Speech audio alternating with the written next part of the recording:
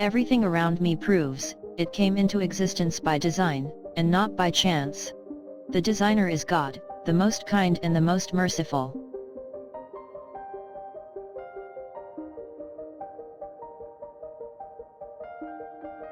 Please subscribe to our YouTube channel.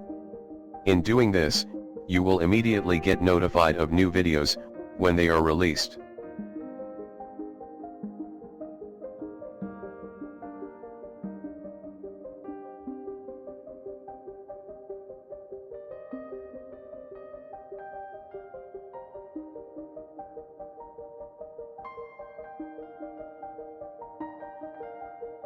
A car is driven north at 50 km per hour.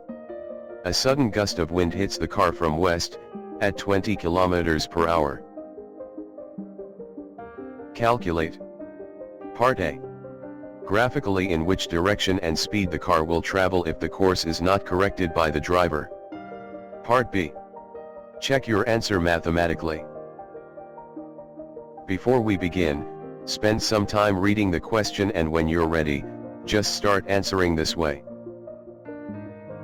To begin with, write down the word solution, to show that this is the start of the answer. Now, read the question once again, and while doing this, extract the key information, like this. There are two key information in the question. In this style of question, best to draw a quick sketch like this. And write in the key information. This diagram will save you time. Here is our sketch. Here is our rough sketch. Note, the key information in this sketch matches that contained in the question. We have replaced our sketch with a slightly neater diagram, only for clarity purposes. Don't waste any time drawing neat diagram in an exam. Never spend too much time on doing any pretty diagrams which are not required. This will not give you any extra marks. In an exam, you will be given a graph paper. If you wish to follow along with this example, then please get some graph paper, pencil, rubber, protractor, and a ruler. Also make sure you have the necessary skills of drawing graphs. See our video number VID #114. These are the facts we have given in the question. The car is moving north at a speed of 50 km per hour. This gives us our first vector. Next, fact is that gust of wind which hits the car from the west at a speed of 20 km per hour. This gives us our second vector. Okay, we're ready to put these facts on paper. Make sure you have drawn a quick sketch.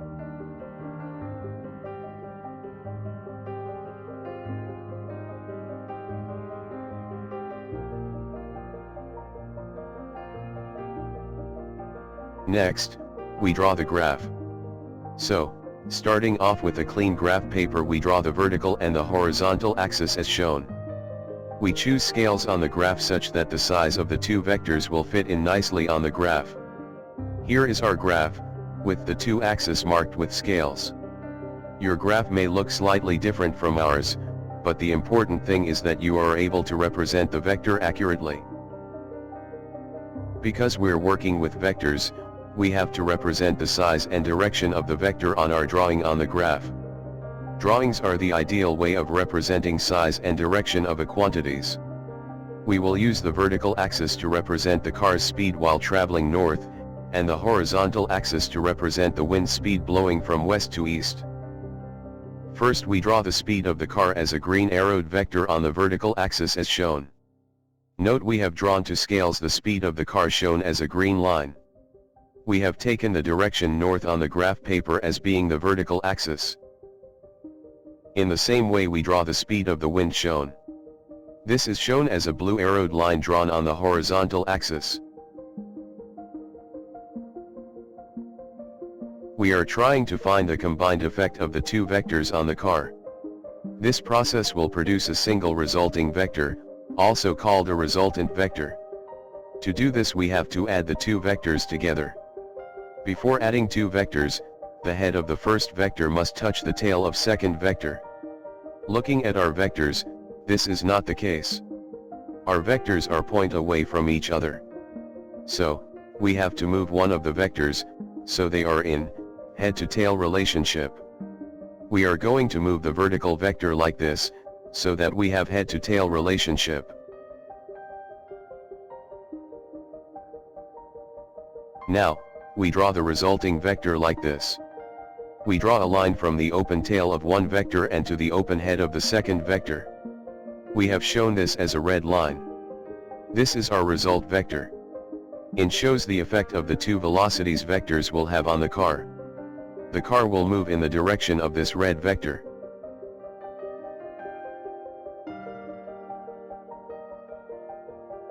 Now, we have the result vector, we can begin to measure our values. First we will measure the angles theta 1. We will do this using a protector. This is the angle between the resultant as shown.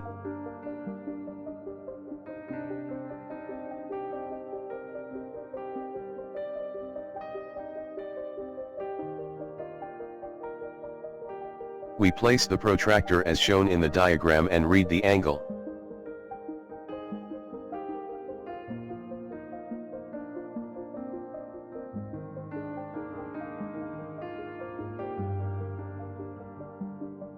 Allowing for observation errors, we read the value of 68 degrees. So, we have found the angles between the resultant and the wind direction. Note, this is not our final angle.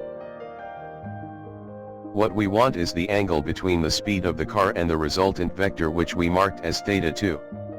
This is easily calculated by subtracting the angle we just found from 90 degrees.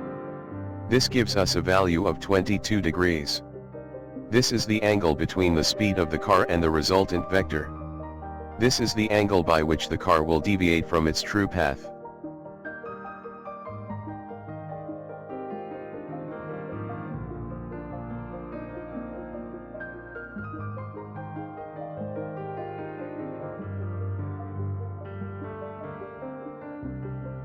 Next, we will work out the size of the result vectors. Here we use a ruler. Put the ruler as shown. Read the ruler's value.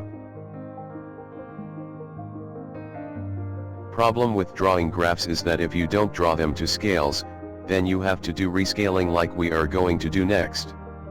What we mean by scaling is that we draw the graph's grid to say 1 centimeter to 4 kilometers per hour. We get that 8.5 centimeters to 20 kilometers. Now, we can work out the scaling factor as follows. So, 1 centimeter equals 20 kilometers divided by 8.5 equals 2.35 kilometers. So, on our graph, 1 centimeter equals 2.35 kilometers. Our resultant value was measured to be 23 centimeters. To convert this into speed, just multiplied this by the scaling factor of 2.35.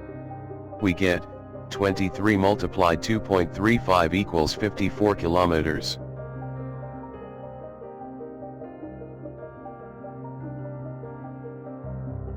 So, we can say that a 20 kilometers gust of wind from west will push the car 22 degrees from its course with an increase of speed to 54 kilometers.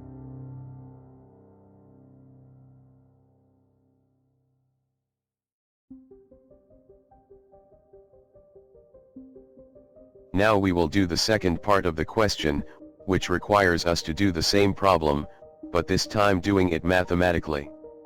Hopefully we will get the same answers as the part 1. Doing it this way we will get more accurate answers. First, we draw an arrow-headed line representing the speed of the car traveling north, and we write speed of 50 kilometers per hour next to it.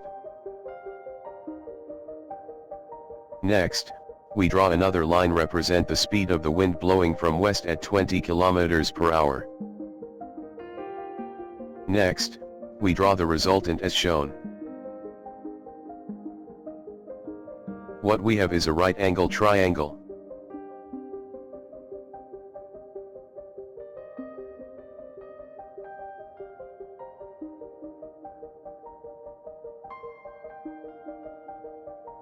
First, we will work out the angle by which the car deviates from its true path.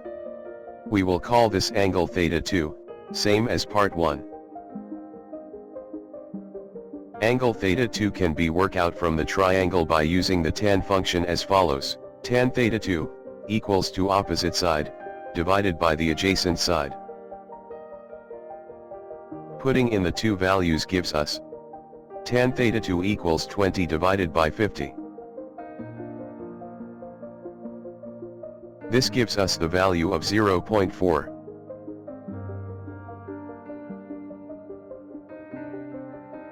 Working out the tan of 0.4 gives an angle of 21.8 degrees. The angle is 21.8 degree, which is slightly less than 22 degrees which we got from part 1.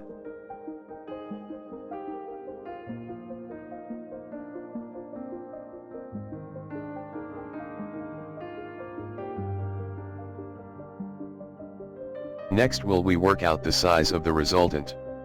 We need to work out the third side of the triangle as shown. To do this, we use our Pythagoras theorem formula as shown.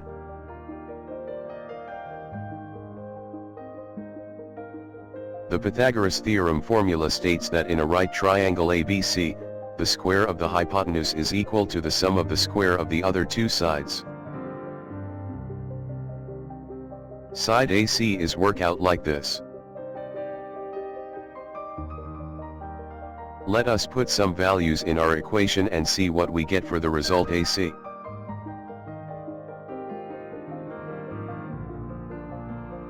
Size of the resultant works out to a value of 24 km per hour, which is the same as what we got from part 1.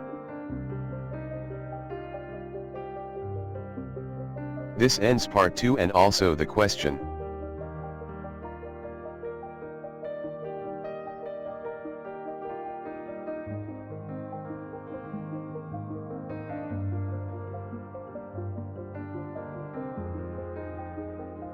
This is the end of this lesson.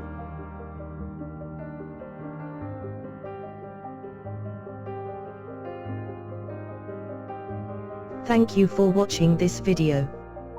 We regularly bring out new videos, so don't miss out. Please subscribe to get these educational videos.